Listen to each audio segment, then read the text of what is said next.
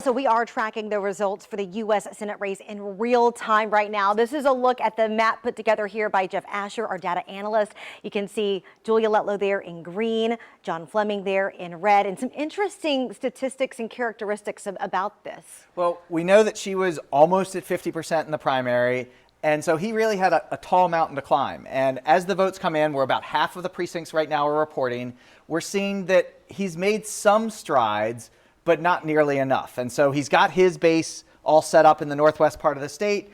But you look at the places where Bill Cassidy did best, on the North Shore and on the South Shore. In Jefferson, no Orleans yet, or minimal Orleans so far, but it's all green. And green for Letlow, suggesting that she's got enough strength and she's going to carry the day, as the AP is called. And what's interesting is that we even saw her flip some votes early on. Some of the precincts that originally went for John Fleming, they flipped and they went to Julia Letlow instead. Yeah, so we're seeing something of a mixed map, which this map here is red is the shift towards Fleming, green is a shift towards Letlow, not necessarily who won the precinct, but how did it change from the primary. And so we're seeing here a fairly stable map, as we lose it right there, but we're seeing a relatively stable map that she's winning some, he's winning some. He really need to carry all of them in order to win the election, but that's not quite happening. We're seeing much more of a mixed map here for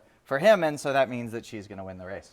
And again, can you go back to the other map, the current conditions that we're seeing out? Yeah, so again, you're seeing a lot more, even the darker green here, which shows a high concentration of those Letlow voters. But we expected this. This is kind of, where her strong suit is.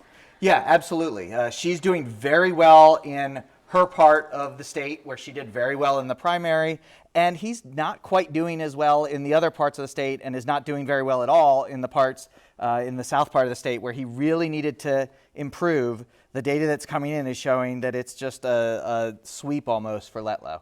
Now, we're also going to take a look at some of the other races, the PSC race. We'll have a lot more of that analysis coming up for you in just a few moments, but I'm going to toss things back over to Gina and Sella.